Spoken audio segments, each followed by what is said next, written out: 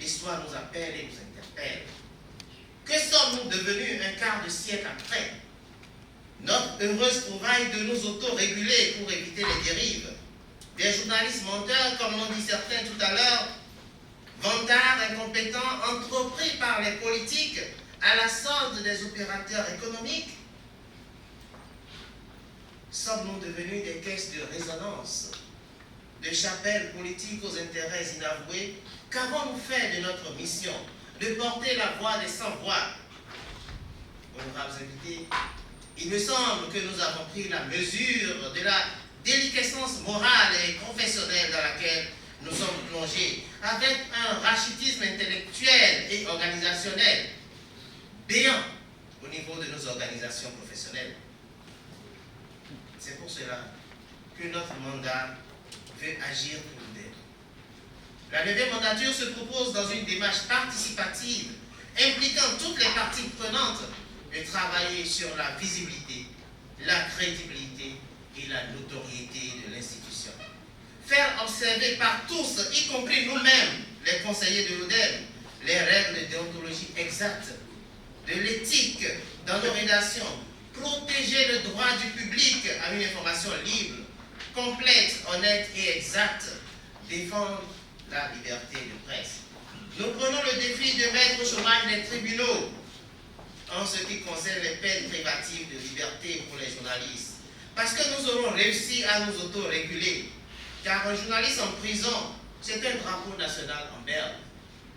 Or, nous avons pris le pari de faire du journaliste béninois un moteur de la croissance économique pour le Bénin, un agent de développement pour les atteintes des objectifs de développement durable. Chaque article rédigé par un professionnel des médias, chaque émission produite par un journaliste est une page de l'histoire de notre pays. Chaque page de journal est un repère dans l'histoire du monde. Mesdames et messieurs, chers partenaires, le défi est grand, l'ambition prégnante. C'est pourquoi accompagner les médias dans cette noble mission d'information rendra plus utile vos efforts pour l'avènement d'un pays développé. Avec les médias au cœur de vos actions de développement, la marche est irréversible vers le progrès. Aucun centime ne sera de trop. Dans ce contexte de précarité languissante où l'espoir semble devenir un rêve évanescent.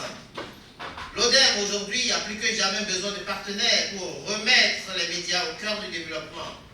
Nous avons hérité d'un observatoire athlétique esselé de la scène médiatique. Et pourtant, on n'a lu pas une langue pour la mettre sous le boisseau. Mais nous osons espérer que du fond de ces ténèbres épaisses jailliront des étincelles de lumière qui deviendront rapidement un brasier d'excellence et de liberté pour le métier. Dans les 3 prochains mois, nous lancerons officiellement les journées déontologiques et éthiques de la presse béninoise, avec pour objectif d'engager une dynamique pérenne de respect des règles professionnelles au sein des médias béninois. En décembre, nous aurons la première édition des Oscars de l'ODEM, avec un zoom sur les journalistes de qualité. Nous voulons encourager et célébrer le mérite. Le contexte sécuritaire actuel nous en donne l'exigence.